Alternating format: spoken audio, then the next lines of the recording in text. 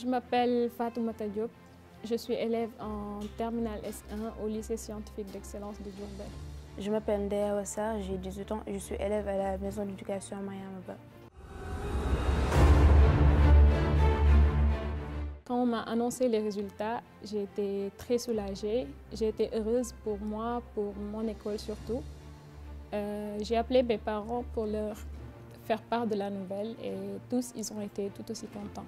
Quand j'ai vu les résultats de mes camarades et les miens, j'ai juste été très contente et j'ai été très fière d'avoir honoré ma famille, mes amis ainsi que le personnel. Mon secret, s'il y en a, c'est le travail. Il faut avoir le goût constant de l'effort. Il faut savoir se fixer des objectifs et donner tout pour les atteindre.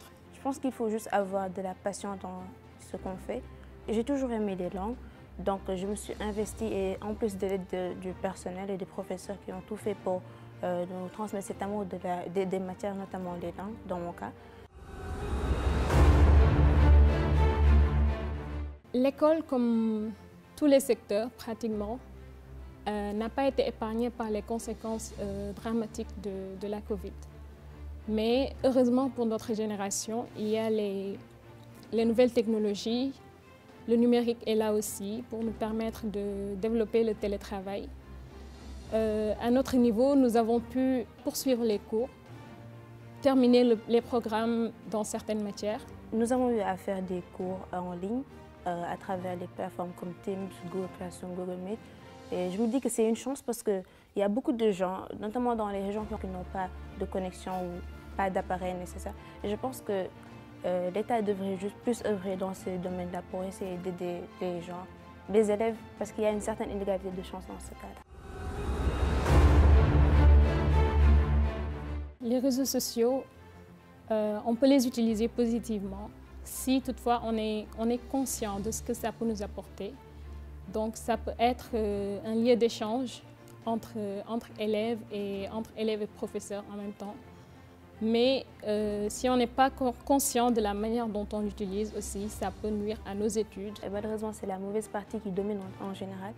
Donc il y a certains jeunes qui l'utilisent pour s'informer, pour en même temps apprendre et connaître d'autres cultures et partager les leurs.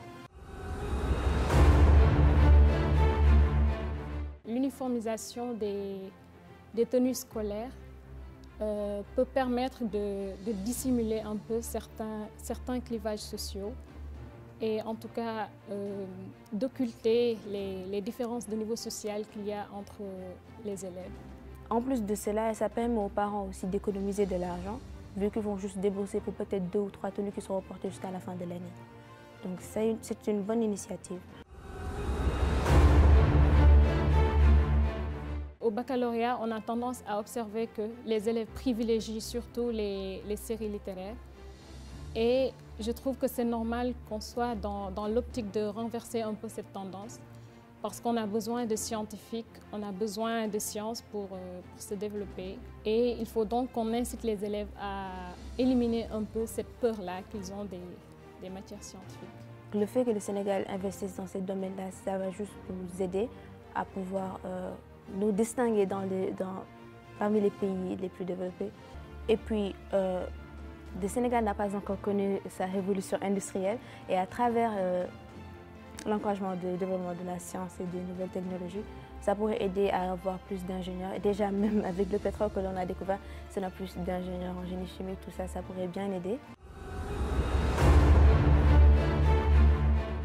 Le lycée scientifique d'excellence de Diourbel est l'un des plus jeunes au Sénégal. Mais malgré tout, c'est une fierté pour nous, ces pensionnaires, mais surtout pour tout le Sénégal.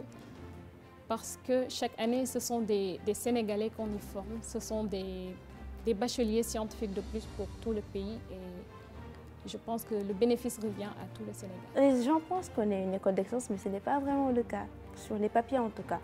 On n'est pas dans les conditions optimales, même si le personnel essaie de faire tout son possible pour qu'on puisse bien exploiter notre potentiel et juste montrer au Sénégal que l'on a bien fait de créer cette école-là, qu'on a notre place ici. Je pense que le combat doit se faire d'abord à titre individuel parce que chacun doit se sentir suffisamment responsable. Chacun doit porter le masque et non pas pour ne pas se faire verbaliser ou se faire sanctionner, mais pour se protéger et protéger les autres. Porter ce masque chirurgical-là est mieux que d'aller porter un masque d'oxygène qui te pousse à dépenser des millions à chaque fois. Ça fait souffrir ta famille et ça te fait souffrir. En plus de cela, même si tu guéris, il y aura toujours des séquelles. Donc on pourrait juste essayer de bien respecter les mesures barrières, de se laver, de respecter la distanciation sociale. C'est mieux pour préserver nos proches. Et comme on le dit en Wolof, fagaru moo gën faju.